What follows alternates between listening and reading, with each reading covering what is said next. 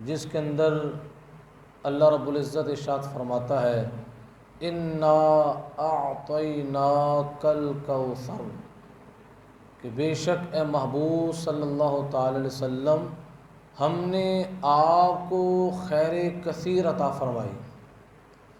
فصل لربک وانحر، آپ اپنے رب کے لیے نماز پڑھیں، وانحر اور قربانی کریں۔ باقاعدہ حضور نبی کریم صلی اللہ تعالی علیہ وسلم کو قربانی کا حکم دیا گیا، تو قربانی کا وجوب جو ہے اس کا واجب ہونا خود قرآن عظیم فرقان حمید سے ثابت ہے، اور اس پر نبی علیہ الصلوۃ والسلام کی احادیث بھی ہیں۔ جس طرح کہ یہ جو پہلی روایت ہے جو آپ کے سامنے میں بیان کرنے لگا ہوں، حضرت انس بن مالک رضی اللہ تعالیٰ عنہ اس حدیث پاک کے راوی ہیں، اور یہ کتاب بخاری کے اندر بھی موجود ہے، مسلم کے اندر بھی یہ روایت موجود ہے، متفق علیہ یہ روایت ہے۔ آج بھی کچھ لوگ پروپیگنڈا کرتے ہیں قربانی کے حوالے سے، مختلف طرح کی باتیں کرتے ہیں کہ جو تم نے لاکھوں روپیہ قربانی پر لگانا ہے کسی بچی کی شادی کر دو۔ اس موقع پر لوگوں کو بڑی باتیں آتی ہیں، حج کے موقع پر بھی باتیں آتی ہیں کہ 12 لاکھ کا، 13 لاکھ کا، 15 لاکھ کا حج جو کرنا ہے اس کی جگہ پر کیا کر دو، کسی غریب بچی کی شادی کر دو۔ جو مشورہ دے رہا ہے اس کو بندہ خود کہے کہ یار یہ کام تم کر لو، مجھے جو مشورہ دے رہے ہو، اللہ اور اس کے رسول نے ایک چیز مجھ پر فرض کی ہے، اگر میں نہیں کروں گا تو میں گناہ گار ہوں گا۔ ایسے موقع پر آ کر لوگ جو ہیں لوگوں کو فرائض سے روکتے ہیں کہ تم جو ہو اس طرح کرو، اتنا مہنگا جانور نہ لے کر آؤ، بلکہ حصہ ڈال لو، بقیہ جو پیسے بچیں گے وہ دیگر اور کام میں لگا دینا۔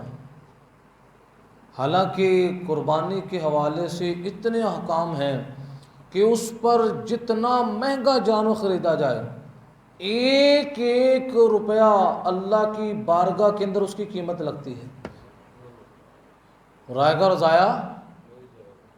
تو یہ شیطانی بہانے ہیں، شیطان کے ورغلانے کے طریقے ہیں۔ کئی ایسے لوگ ہیں جو صاحب حیثیت ہوتے ہیں، لوگوں کے بہکانے سے بہک جاتے ہیں، چلو یار اس مرتبہ میں نہیں کرتا، اس مرتبہ ہمارے رشتہ داروں میں فلاں غریب بچی ہے، چلو ساری قربانی 1.5 لاکھ کی 2 لاکھ کی قربانی آنی ہے، وہی میں اس کو جہیز بنا دیتا ہوں، وہی میں کیا کرتا ہوں اس کو۔ خدا کے بندے، اللہ تعالیٰ نے تجھ پر قربانی واجب کی ہے، وہ تجھے کرنی ہے۔ تو ایسی باتوں کے اندر شیطان کے بہکاوے میں اب یہی بندہ اگر اپنا مال و زر عیاشی میں لگائے، اس وقت یاد نہیں آتا کہ شادی کے موقع پر انسان کے لیے کون کون سے معاملات کا اہتمام کرنا ضروری ہے۔ بلا وجہ اپنا پیسہ جو ہے پانی کی طرح ضائع کیا جاتا ہے، ایسی غلط رسومات کے اندر جس کی شریعت اجازت بھی نہیں دیتی، وہاں پر کوئی سمجھاتا بھی نہیں، بلکہ وہاں پر لوگ داد دیتے ہیں کہ واہ بھی واہ، فلاں موقع پر جو تو نے اہتمام کیا، کہ یہ تو نے اہتمام کیا، آج تک ایسا کام کسی نے نہیں کیا، پتہ چل گیا پورے خاندان کے اندر بلے بلے ہو گئی۔ لیکن جب نیک کام کی بات آتی ہے تو ہر بندہ کیا بن جاتا ہے، مشیر بن جاتا ہے، مشورے دینے والا بن جاتا ہے۔ تو ایسے مشوروں سے انسان کو اجتناب کرنا چاہیے۔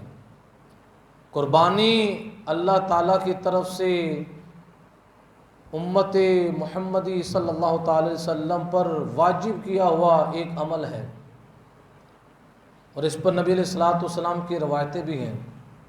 اب یہ روایت جو میں آپ کے سامنے پڑھنے لگا ہوں، اس کے راوی حضرت انس بن مالک رضی اللہ تعالیٰ عنہ ہیں۔ آپ فرماتے ہیں ضحى رسول اللہ صلی اللہ علیہ وسلم بکبشین املحین اقرنین، کہ رسول اللہ صلی اللہ تعالی علیہ وسلم نے 2 چت کبرے سینگ والے بکروں کی قربانی کی۔ حضور قربانی کریں۔ اب آپ مجھے بتائیں، حضور علیہ الصلوۃ والسلام سے بڑا شفیع کوئی ہے امت پر؟ لیکن اس موقع پر حضور نے عمل قربانی کیا۔ یہ نہیں ہے کہ میں قربانی نہ کروں۔ اس وقت عرب کے حالات کے اندر تو بہت زیادہ غربت تھی، بہت زیادہ غربت کے حالات تھے، لیکن اس ماحول کے اندر حضور علیہ الصلوۃ والسلام نے ایک بکرا نہیں، کتنے؟ 2 بکرے رائے خدا کے اندر قربان کیے۔ اور وہ کون تھے؟ 2 چت کبرے۔ چت کبرا اس بکرے کو کہا جاتا ہے جس کے اندر سفیدی اور سیاہی دونوں ہوں، اس کو کہا جاتا ہے چت کبرا۔ اور وہ فرمایا سینگ والے، اقرنین، سینگ والے بکروں کی حضور علیہ السلام نے قربانی کی۔ وہ بکرے بھی کتنے عظیم بکرے تھے، سبحان اللہ، جو رسول اللہ کے ہاتھ سے ذبح ہوئے۔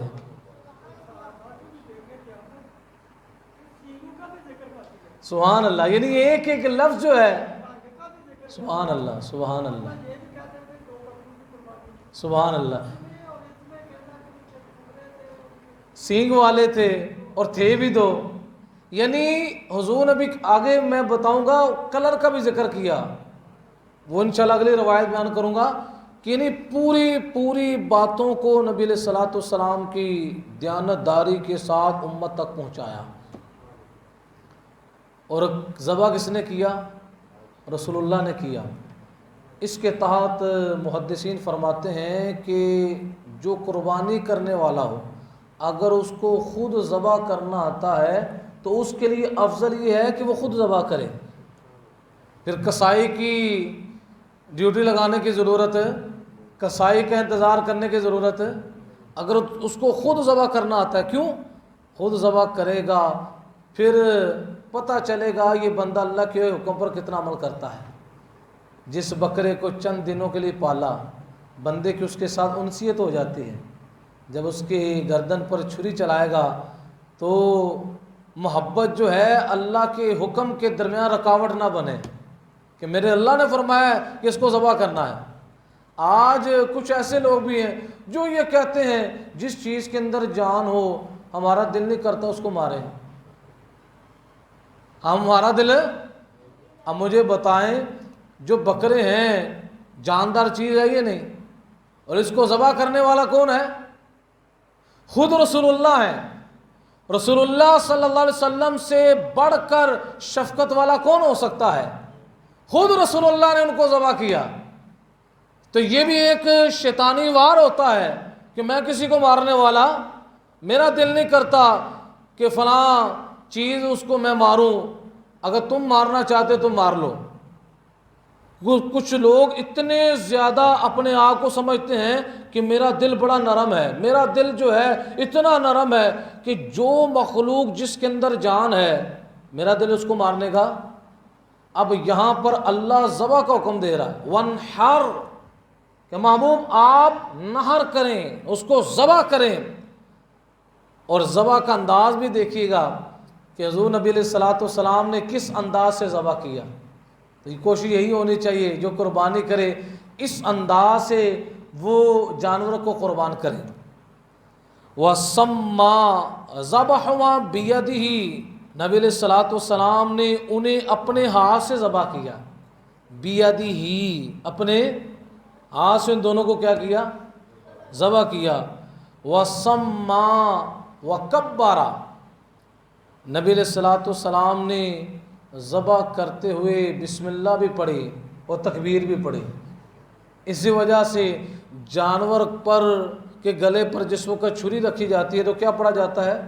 بسم اللہ اللہ اکبر۔ تو بسم اللہ اللہ اکبر اس حدیث سے ثابت ہے۔ وَسَمَّا، حضور نے بسم اللہ پڑھی وکبر اور تکبیر پڑھی. قال حضرت انس کہتے ہیں رأیتہ وادعا قدمہ علی صفاحہما. سبحان اللہ. بکروں کے نصیب کہ ان بکروں کے جسموں کے ساتھ میرے آقا کا جسم مس ہوا. کتنے وہ عظیم بکرے تھے. ایک تو رسول اللہ نے ذبح کیا اور دوسرا رسول اللہ کا مبارک جسم کہ اس مبارک جسم کے کیا کہنے جو بکروں کے جسم کے ساتھ مس ہو رہا ہے. اس سے اپنے امت کو بتایا کہ جو جانور اللہ کے راستے میں قربان کرنا اس کے ساتھ پیار کرو, اس کے ساتھ کیا کرو. حضور نے کس طرح ان کو ذبح کیا؟ حضرت نے فرماتے ہیں میں نے آپ کو ان بکروں کی کروٹوں پر اپنا قدم رکھے ہوئے دیکھا کہ حضور علیہ السلام نے اپنی ٹانگ مبارک جو تھی وہ بکروں کی جو کروٹ ہے, جو سائڈ والا حصہ ہوتا ہے, آگے حدیث کے اندر پوری اس کی وضاحت ہے کہ نبی علیہ السلام نے اس کی دائیں کروٹ پر اپنا دانا پہلو رکھا اور بائیں ہاتھ سے اس کی گردن کو پکڑا اور دائیں ہاتھ سے چھری حضور نے چلائی. تو حضرت انس کہتے ہیں یہ دیکھ رہے ہیں, منظر دیکھ رہے ہیں, اس کو من وعن بیان کر رہے ہیں کہ میں نے آپ کو ان بکروں کی کروٹوں پر اپنا قدم رکھے ہوئے دیکھا. وَيَقُولُ بِسْمِ اللَّهِ وَاللَّهُ أَكْبَرُ. آپ فرماتے تھے بسم اللہ اللہ اکبر. یعنی جس وقت ذبح کر رہے تھے اس وقت کون سے الفاظ کہہ رہے تھے؟ بسم اللہ اللہ اکبر. لہٰذا تکبیر آج بھی جس وقت جانور کو ذبح کیا جاتا ہے وہ گردن پر چھری چلاتے وقت اس وقت تکبیر کہنا یہ سنت ہے. اور اگلی جو روایت ہے جس کے اندر نبی کریم صلی اللہ تعالی علیہ وسلم کے عمل کو بیان کرنے والی امی عائشہ رضی اللہ تعالی عنہا ہیں, ہماری ماں سیدہ عائشہ صدیقہ طیبہ طاہرہ رضی اللہ تعالی عنہا. آپ فرماتی ہیں ان رسول اللہ صلی اللہ علیہ وسلم, رسول اللہ صلی اللہ تعالی علیہ وسلم نے امارا حکم دیا بِكَبْشٍ اقرنا, سینگ والے بکرے کا. کون سا؟ سینگ والے بکرے کا. یَطَعُ فِي سَوَادٍ, جو سیاہی میں چلے. کیا مطلب اس کے پاؤں سیاہ ہوں؟ پاؤں سیاہ ہوں تو ظاہر بات وہ چلے گا تو سیاہی میں چل رہا ہے. وَيَبْرُكُ فِي سَوَادٍ, سیاہی میں بیٹھے. بیٹھنے کا مطلب کیا ہے کہ اس کی جو بیٹھنے کی جگہ ہے وہ کیا ہے؟ سیاہ ہے. وَيَنْظُرُ فِي سَوَادٍ, اور امی عائشہ صدیقہ رضی اللہ تعالی عنہا فرماتی ہیں کہ وہ سیاہی میں دیکھے, یعنی اس کی آنکھیں بھی کیا ہیں؟ کالی ہیں. سیاہی کے اندر چلے, پاؤں بھی سیاہ, سیاہی میں بیٹھے وہ بھی حصہ سیاہ, اور سیاہی میں دیکھے کیا مطلب آنکھیں بھی سیاہ. فَأُتِيَ بِهِ, وہ بکرا. اب پورا نقشہ کھینچا. ایک تو کون سا تھا؟ سینگ والا, اور دوسرا کیا؟ سیاہی میں دیکھتا تھا, سیاہی میں بیٹھتا تھا, سیاہی میں چلتا تھا. تو سیدہ عائشہ صدیقہ رضی اللہ تعالی عنہ فرماتی ہیں ایسا بکرا جو ہے حضور کی خدمت میں پیش کیا گیا. فَأُتِيَ بِهِ, حضور کی خدمت میں پیش کیا گیا. لِيُضَحِّيَ بِهِ, تاکہ نبی علیہ السلام اس کو ذبح کریں, اس کو قربان کریں. قال یا عائشہ حلم المدیۃ, نبی علیہ السلام نے فرمایا اے عائشہ چھری لاؤ. حلم المدیۃ, اے عائشہ کیا لاؤ؟ چھری لے کر آؤ. ثم قال اشحذیھا بحجر, پھر فرمایا کہ اس چھری کو پتھر پر رکھ کر تیز کرو. اس کو کیا کر لو؟ اب یہ حکام ہے کہ جو قربانی کرنے والا شخص ہے رسول اللہ نے اپنی امت کو حکام سکھائے. کس طرح؟ قربانی کرنی ہے۔ ففعلت، سیدہ عائشہ صدیقہ رضی اللہ تعالی عنہا فرماتی ہیں کہ میں نے یہ وہ سارے کام کیے، چھری لے کر آئی اور پھر چھری کو پتھر پر رکھ کر تیز کیا، ثم اخذها، پھر نبی علیہ الصلوۃ والسلام نے چھری کو پکڑا، وَأَخَذَ الْكَبْشَ، پھر نبی کریم صلی اللہ تعالی علیہ وسلم نے بکرے کو پکڑا، اس کو پکڑا، فَأَدْجَعَهُ، اور اس کو لٹایا۔ یعنی اس بکرے کی کتنی بڑی قسمت ہے کہ جس کو رسول اللہ اپنے ہاتھ سے پکڑ رہے ہیں اور اپنے ہاتھ سے اس بکرے کو لٹا رہے ہیں۔ ثُمَّ ذَبَحَهُ، پھر نبی کریم صلی اللہ تعالی علیہ وسلم نے اس کو ذبح فرمایا، اور آگے کیا کہا؟ ثم قال بسم اللہ، پھر کہا اللہ کے نام سے، اللہم تقبل من محمد وآل محمد ومن امت محمد، اے اللہ اس قربانی کو محمد رسول اللہ کی طرف سے بھی قبول فرما اور محمد رسول اللہ کی آل کی طرف سے بھی قبول فرما اور محمد رسول اللہ کی امت کی طرف سے بھی قبول فرما۔ ثم ضحى به، پھر نبی علیہ الصلوۃ والسلام نے اس کی قربانی فرمائی۔ اب اس حدیث پاک سے کئی احکام کا ثبوت ہوتا ہے۔ ایک تو یہ ہے کہ جس وقت جانور کو ذبح کیا جائے تو کاٹنے والی جو چھری ہے وہ کند نہیں ہونی چاہیے، وہ کند نہیں ہونی چاہیے، بلکہ چھری کو پہلے سے تیز کر لیا جائے تاکہ جانور کو ذبح کرنے میں زیادہ تکلیف نہ ہو۔ اور دوسرا اس سے یہ مسئلہ یہ بھی ثابت ہوا کہ اپنے فرائض واجبات کا ثواب دوسروں کو بخش سکتے ہیں۔ آج ہم مثال ثواب کرتے ہیں نا کہ اللہ جو میں نے نماز پڑھی، جو میں نے قربانی کی، جو میں نے روزہ رکھا، اس کا ثواب میں دوسرے کو دیتا ہوں، تو دینے سے فرائض اور واجبات کے اندر کمی۔ اب یہاں پر حضور علیہ السلام نے خود کیا کہا تھا؟ یا اللہ اس کو محمد رسول اللہ کی طرف سے قبول فرما اور رسول اللہ کی آل کی طرف سے قبول فرما اور رسول اللہ کی امت کی طرف سے قبول فرما۔ اور اس سے یہ بھی مسئلہ معلوم ہوا، آج جو کھانا سامنے رکھ کر ختم شی پڑھا جاتا ہے، دعا کے کلمات کہے جاتے ہیں، اس حدیث پاک سے ثابت ہوتا ہے۔ اب بکرا کیا کھانے کی چیز ہے؟ یہ نہیں ہے، بولے تو صحیح، بکرا سامنے کھانے کی چیز ہے۔ خود حضور نے اس پر دعا پڑھی، اللہم تقبل من محمد، اے اللہ اس کو محمد رسول اللہ کی طرف سے قبول فرما، پھر کیا کہا؟ آل محمد کی طرف سے قبول فرما اور قیامت تک ہونے والی میری امت کی طرف سے قبول فرما۔ تو آج ہم یہی کرتے ہیں، کھانا سامنے ہوتا ہے اور رکھ کر ہم کیا کرتے ہیں؟ حضور علیہ الصلوۃ والسلام کو، حضور علیہ الصلوۃ والسلام کی اہل بیت اطہار کو اور حضور علیہ السلام کی جمی امت کو ہم کیا کرتے ہیں؟ ثواب پہنچاتے ہیں۔ اس حدیث پاک سے ثابت ہوتا ہے۔ آج لوگ کہتے ہیں یہ کہاں سے ثابت ہے کھانا سامنے رکھ کر دعا کرنا؟ تو اس حدیث پاک سے ثابت ہوتا ہے جو مسلم شریف کی روایت ہے کہ بکرا کھانے کی چیز ہے، یہ نہیں ہے کوئی کہ نہیں بکرا وہ کھانے کی چیز ایسے ہے۔ اسی بندے سے پوچھو، روزانہ جب عید الاضحیٰ کا موقع آتا ہے روزانہ گھر میں تمہارے گوشت پکتا ہے اور گھر والوں کہتے ہو وہ فلاں بکرے کا گوشت بنانا، اب جب کھانے کی چیز نہیں ہے تو اس کو کھاتے کیوں؟ تو رسول اللہ صلی اللہ علیہ وسلم کے سامنے وہ تھا، حضور نے دعا مانگی۔ اور اس سے یہ بھی مسئلہ معلوم ہوا کہ نبی کریم صلی اللہ تعالی علیہ وسلم کا ایک بکرا وہ سب کی طرف سے کفایت کر گئے، وگرنہ طریقہ کار کیا ہے؟ اگر ایک بندہ جس پر قربانی واجب ہو وہ اپنی طرف سے کر سکتا ہے، دیگر کی طرف سے وہ کفایت ہے۔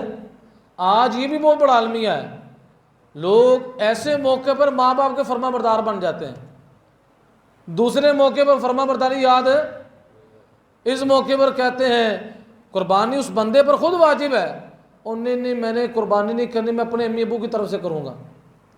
گھر لے آتے ہیں، والدین کو کہتے ہیں یہ آپ نے قربانی، یہ آپ کی طرف سے ہے، اس سے پوچھا جائے کہ تم کون سی قربانی کرو؟ نہیں، اپنے والدین، جب والدین زندہ ہیں تو میں کون ہوتا ہوں جو اپنی طرف سے قربانی کروں؟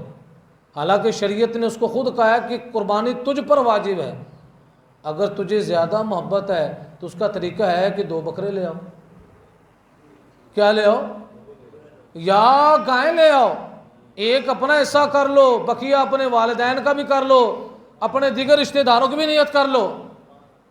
پتہ نہیں لوگ جو ہے شرعی احکام سیکھتے بھی نہیں اور اپنی من مانی کرتے ہوئے نظام کیا کرتے ہیں، اب جس پر قربانی واجب ہے وہ کر نہیں رہا، پیسے بھی وہی لگا رہا ہے، پیسے بھی وہی لگا رہا ہے، آ کر کہتا ہے یہ میری طرف سے نہیں بلکہ امی ابو کی طرف سے ہے، تو اب وہ شخص خود گناہ گار ہو رہا ہے قربانی نہ کر کے۔ تو یہ سب سے پہلا واجب کیا ہے، جس پر قربانی واجب ہے اس کے لیے لازم و ضروری ہے کہ وہ پہلے خود کیا کرے، قربانی کرے۔ اگر اپنے والدین کی طرف سے کرنا چاہتا ہے تو پھر مسئلہ کیا ہے، ان کے لیے یا تو الگ لے کر آئے، اگر الگ کی گنجائش نہیں تو پھر اس بکرے کو جو اپنے لیے خرید کر لایا ہے وہ اپنے والدین کی طرف سے کر سکتا نہیں۔ حضور علیہ الصلوۃ والسلام کی طرف سے بھی ہے، جس طرح آگے جا کر نبی علیہ الصلوۃ والسلام یہ روایتوں کے اندر ذکر آئے گا کہ اگر ایک بندے پر قربانی واجب ہے تو وہ اپنی طرف سے کرے، اگر وہ چاہتا ہے کہ میں رسول اللہ کی طرف سے کروں اصالہ ثواب کے طور پر تو پھر 2 بکرے لے آئے، داتا صاحب کی طرف سے کرنا چاہتا ہوں تو اس کے اندر پھر وہی ہے کہ وہ قربانی کرے گا، اس کا اصالہ ثواب نبی علیہ الصلوۃ والسلام کی خدمت کے اندر جس طرح زندے کی طرف سے قربانی کی جا سکتی ہے، اسی طرح وہ اشخاص جو دنیا سے چل بسے ہوں ان کی طرف سے بھی قربانی کی جا سکتی ہے۔ لیکن اس حدیث پاک کے اندر یہ حضور کا خاصہ ہے کہ جانور ایک ذبح کیا وہ تمام کی طرف سے کیا ہو گیا، کفایت کر گیا، حضور علیہ السلام کی طرف سے، حضور علیہ السلام کی آل کی طرف سے، اور قیامت تک جتنے حضور کے وہ امتی جو قربانی کرنے کی استطاعت نہیں رکھتے، ہمارے آقا نے ہماری طرف سے قربانی فرما لی حضور نے۔ اور اگلی جو روایت ہے جس کے راوی حضرت جابر رضی اللہ تعالیٰ عنہ ہیں، آپ فرماتے ہیں قال رسول اللہ صلی اللہ علیہ وسلم، رسول اللہ صلی اللہ تعالی علیہ وسلم نے ارشاد فرمایا لا تذبحوا الا مسنۃ، سال سے کم جانور ذبح نہ کرو۔ اب بکری کے اندر کتنی عمر ہونی چاہیے؟ 1 سال کی بکری ہونی چاہیے، اور گائے کے اندر عمر کتنی؟ 2 سال، اور اونٹ کے اندر کیا ہے 5 سال۔ یہ عمروں کا ذکر خود شریعت اسلامیہ کے اندر کیا گیا ہے۔ 1 سال سے کم عمر کی بکری کرنا جائز ہے، تو حضور نے فرمایا لا تذبحوا الا مسنۃ، سال سے کم جانور ذبح نہ کرو، الا ان یعصر علیکم، مگر جب تم پر دشواری ہو جائے تو کیا کرو، فَتَذْبَحُوا جَزْعَةً مِّنَ الضَّأْنِ، بھیڑ کا 6 ماہ کا بچہ ذبح کرو۔ کیسی اپنی امت پر شفقت ہے، حکم پہلے فرما دیا عام کہ بکری جو ہے وہ کتنے سال کی ہو، 1 سال کی ہو، لیکن جس پر حالات کیا ہو جائیں، دشوار ہو جائیں، تو بھیڑ کا 6 ماہ کا بچہ اتنا موٹا تازہ ہو جو دکھائی دینے میں سال بھر کا لگتا ہو، حضور نے فرمایا اس کی بھی قربانی کر سکتے ہو۔ تو انہی حدیثوں سے شرعی احکام بیان کیے جاتے ہیں کہ بکری کتنی عمر کی ہونی چاہیے، 1 سال کی، اور بھیڑ کا اگر بچہ ہو کتنے ماہ کا ہو، 6 ماہ کا، لیکن اتنا موٹا تازہ ہو کہ دور سے دکھائی دینے سے کتنا کا لگتا ہو، سال بھر کا لگتا ہو، تو اس کی قربانی کرنا بھی کیا ہے، جائز ہے۔ اب اگلا جو پیغام ہے یہ نبی کریم صلی اللہ علیہ وسلم نے اپنی امت کے ان لوگوں کو دیا جن کو اللہ نے مال دیا ہے۔ یہ کرنا چاہیے جو صاحب حیثیت ہے نا، کئی ایسے اللہ تعالیٰ نے جنہیں مال کی دولت عطا فرمائی، 50 ماشاءاللہ جانور خریدتے ہیں اور اس کو اللہ کے راستے میں ذبح کرتے ہیں، 2 3 400 اتنے جانور خرید کر وہ اللہ کے راستے میں بہت زیادہ قربانیاں کرتے ہیں۔ اب نبی علیہ السلام کا عمل دیکھیں، یہ بھی روایت بخاری کے اندر بھی ہے اور مسلم شریف کے اندر بھی ہے، متفق علیہ روایت ہے۔ اس کے راوی حضرت عقبہ بن عامر رضی اللہ تعالی عنہما ہیں۔ آپ فرماتے ہیں ان النبی صلی اللہ علیہ وسلم اعطاہ غنما، نبی علیہ الصلوۃ والسلام نے کچھ بکریاں صحابہ کو عطا فرمائیں، کچھ بکریاں بانٹیں، حضور نے لیں اور آگے صحابہ کو بانٹیں، یقسمها علی صحابتہ ضحایا، اور بانٹی کس لیے کہ میرے صحابہ جو ہے ان بکریوں کی قربانی کریں۔ آج گورنمنٹ کو بھی یہ چاہیے کہ باقاعدہ جو ہے اپنا بجٹ میں سے کچھ حصہ قربانی کے جانوروں کے لیے الگ رکھیں، جب قربانی کا موقع آئے اس سے جانور خرید کر اس کو غریبوں کے اندر تقسیم کریں، تاکہ غریب لوگ جو ہیں ان جانوروں کی قربانیاں کریں۔ کہ حضور کا یہ عمل ہے کہ نبی علیہ الصلوۃ والسلام نے کچھ بکریاں لیں اور ان بکریوں کو حضور علیہ السلام نے اپنے صحابہ پر بانٹ دیا، اے میرے صحابہ تم نے کیا کرنا ہے، ان جانوروں کی قربانی کرنی ہے۔ فبقی عتود، ایک 6 ماہ کا جو ہے نا وہ بچہ وہ باقی رہ گیا، اس کا ذکر جو ہے صحابی نے رسول اللہ کی بارگاہ میں کیا، یا رسول اللہ، حضرت عقبہ بن عامر کہنے لگے یا رسول اللہ جو آپ نے بکریاں تقسیم کی ہیں میرے حصے میں 6 ماہ کا ہے، جانور کتنا ہے؟ تو یا رسول اللہ میرے لیے حکم کیا ہے، 6 ماہ کا بکرا جو ہے وہ میرے لیے حصے آیا ہے۔ فقال ضحی بہ انت، رسول اللہ صلی اللہ علیہ وسلم نے فرمایا تم اس کی قربانی کر لو۔ یہ وہ ہے کہ اللہ تعالیٰ کے محبوب صلی اللہ علیہ وسلم کو اللہ تعالیٰ نے اختیار کلی عطا فرمایا، جس طرح حضرت ابو بردہ کے لیے 6 ماہ کا جو بکری کا بچہ تھا، کہنے لگے یا رسول اللہ میرے پاس 6 ماہ کا بکری کا بچہ ہے، نبی علیہ السلام نے فرمایا تمہارے لیے اس سال کرنا جائز ہے۔ تو یہ اللہ تعالیٰ نے محبوب کو شرعی احکام کا مالک بنایا کہ جس کے لیے جو چاہیں جائز قرار دیں اور جس کے لیے چاہیں جس چیز کو حرام قرار دیں۔ اب آپ مجھے بتائیں سونا مرد پر حرام ہے یا نہیں؟ بولے تو صحیح۔ لیکن رسول اللہ صلی اللہ علیہ وسلم ہجرت کی رات سیدنا صدیق اکبر کے ساتھ مدینہ پاک کی طرف آ رہے تھے، کفار مکہ نے پیچھے بندے لگا دیے، انعام مقرر کر دیا، جو رسول اللہ کو لے کر آئے گا اس کو منہ بولتا انعام دیا جائے گا۔ حضرت سراقہ بن مالک پیچھے لگے کہ میں انعام لینے میں کامیاب ہو جاؤں، بڑا پیچھا کیا، حضور کے قریب پہنچ گئے، کیا تھا حضور کو پا نہ سکے اور گھوڑا جو تھا وہ زمین کے اندر چلے گیا اور باطن کی آنکھیں کھل گئیں۔ حضرت سراقہ بن مالک کہتے ہیں یا رسول اللہ مجھے کلمہ پڑھائیں اور اپنی غلامی کے اندر داخل فرما لیں۔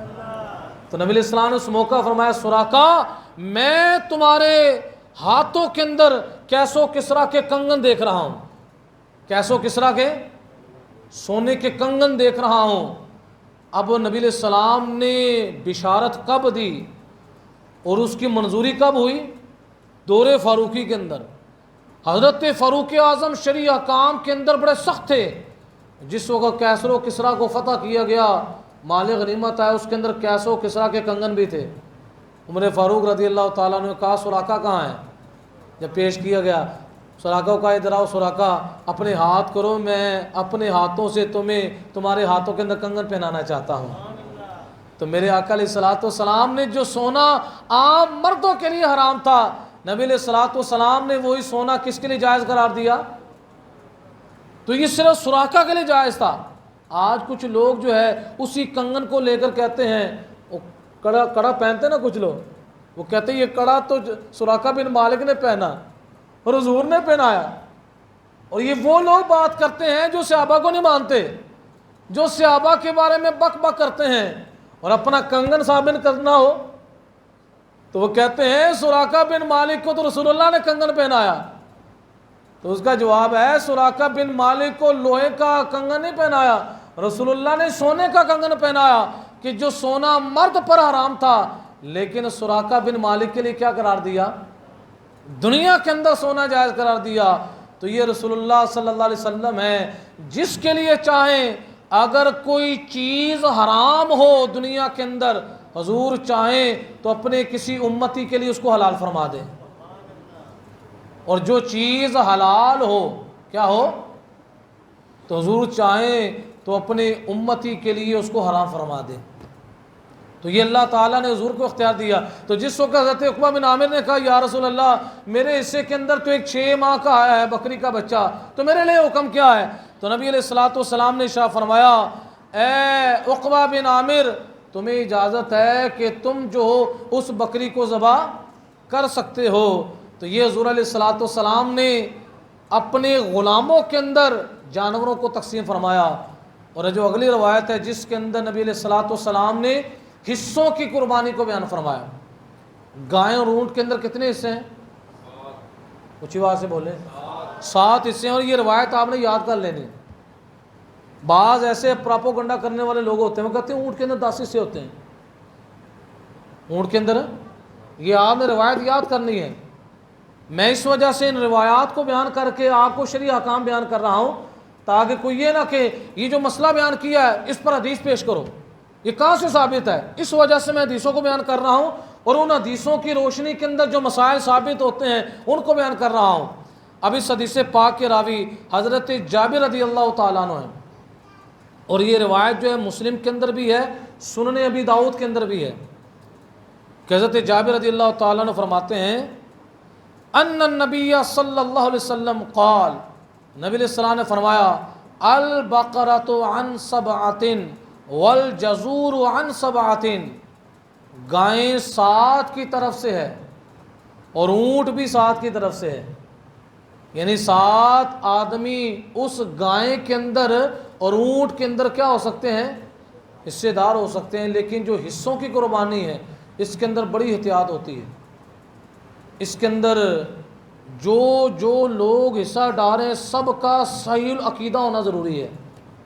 اگر ان 7 حصے داروں میں سے ایک کا عقیدہ خراب ہے تو سب کی قربانی گئی۔ پھر 7 حصے دار ہیں، سب کی نیت کیا ہونی چاہیے؟ اللہ کی رضا کے لیے، کہ اللہ میں تیری رضا کے لیے کیا کر رہا ہوں؟ قربانی کر رہا ہوں۔ اگر کسی کے نیت کے اندر یہ آ گیا گوشت زیادہ آئے گا، کیا آئے گا؟ یار اگر بکرا کرتا ہوں تو 20-25 کلو ہوگا، چلو 2 حصے کر لیتا ہوں۔ گوشت کی نیت، گوشت ضمناً تو مل ہی جانا ہے، لیکن خالصتاً کس کی نیت ہو؟ خون بہانے کی، کہ میں اللہ کی رضا کے لیے خون بہانے لگا ہوں۔ اللہ نے مجھے حکم فرمایا وانحر، قربانی کرو، تو لہٰذا گوشت کی نیت ہے۔ اگر گوشت کی نیت ایک بندے کی بھی ہوئی، 6 بندوں کی نیت کیا ہے؟ خالصتاً اللہ کے لیے، ایک بندے کی نیت کے اندر فطور آ گیا، سب رگڑے گئے۔ اس وجہ سے حصوں کی قربانی کے اندر بڑے سخت شرعی احکام ہیں، جس کے اندر نبی کریم صلی اللہ تعالی علیہ وسلم نے اپنی امت کو ان احکام کے بارے میں بیان فرمایا۔ اور آگے اب یہ ذی القعدہ کا ہی مہینہ چل رہا ہے، آگے ذی الحج کا مہینہ چلنے لگا ہے، اور ذی الحج کے مہینے کے اندر ہوتا یہ ہے کہ ناخن نہیں کاٹے جاتے، بال نہیں کاٹے جاتے۔ اچھا یہ طریقہ ہے تو مستحب ہے، لیکن کچھ دوست اپنی داڑھی کو بھی چھوڑ دیتے ہیں، جو ہی عید الاضحیٰ کا موقع آتا ہے تو جا کر کلیم شیو کروا دیتے ہیں۔ داڑھی رکھنا واجب ہے، نبی کریم صلی اللہ علیہ وسلم کی سنت مبارکہ ہے، 1 مٹھی داڑھی رکھنا واجب ہے۔ کتنی؟ 1 مٹھی سے گھٹانا بھی حرام ہے۔ کچھ لوگ خط رکھ لیتے ہیں، کچھ تو بالکل داڑھی کو اڑا دیتے ہیں۔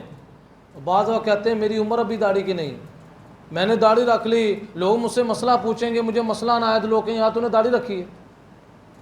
تو داڑھی جو بندہ رکھتا ہے، داڑھی مبارک جو ہے اس کو کئی قباحتوں سے بچاتی ہے۔ رسول اللہ کی سنت کے اندر یہ کشش ہے، داڑھی کو منڈانا یہ حرام اور ناجائز ہے، اور جو نائی داڑیاں منڈاتا اس کی اجرت ناپاک ہے۔ کئی نائیوں سے میری ملاقات ہوئی، میں نے ان کو کہا یہ باہر لکھ کر لگا دو کہ یہاں پر کلیم شیرنی کی جائے گی، لیکن ان کو منانا بڑا مشکل ہے۔ وہ کہتے قاری صاحب میں تو نہیں کرتا، لوگ کہتے ہیں۔ میں کہا لوگ اگر گناہ کریں تو تم بھی مجبور ہو کہ میں نے گناہ کا معاون اور مددگار بننا ہے، تم یہ لکھ کر لگا دو کہ میں صرف کٹنگ کیا کروں گا، اس کے علاوہ دیگر کوئی جائز روزگار تلاش کر لو، کیوں لوگوں کی روزانہ آ کے داڑیاں مونڈتے ہو؟ داڑیاں مونڈنا، اس کی اجرت لینا، یہ کیا ہے؟ ناپاک ہے، وہ اجرت خبیث اجرت ہے۔ لیکن آج کے ماحول کے اندر اس طرف ہماری توجہ، اور یہ یہود و نصارہ نے ایسا طریقہ مسلمانوں کے اندر کیا کہ لوگوں کو رسول اللہ کی سنت سے دور کیا۔ آج جس وقت ذی الحج کا چاند نظر آنا ہے تو ہم نے اس مستحب کام پر عمل تو کرنا ہے، ناخن نہیں کاٹیں گے، بال نہیں کاٹیں گے، لیکن آپ آج سے نیت کر لیں، زندگی کا پتہ کیا ہے؟ رسول اللہ کے سامنے یہ چہرہ لے کر جانا ہے، قبر میں اترنا ہے، تاکہ ہمارے چہرے سے پتہ چلے غلام مصطفیٰ آ رہا ہے۔ حضور کا کیا آ رہا ہے؟ ہمارا عمل بتائے کہ رسول اللہ صلی اللہ تعالی علیہ وسلم کی غلامی کے اندر اس نے اس معاشرے کے اندر، جس معاشرے کے اندر لوگ دین پر عمل کرتے تھے، لوگ تانا بھی دیتے تھے، لیکن اس نے لوگوں کے تانے تو برداشت کیے، لیکن رسول اللہ کی سنت کو چھوڑا۔ نبی علیہ السلام نے فرمایا جو یہ گزرے دور کے اندر میری ایک سنت پر عمل کرتا ہے، اللہ تعالیٰ اس کو 100 شہیدوں کا ثواب عطا فرماتا۔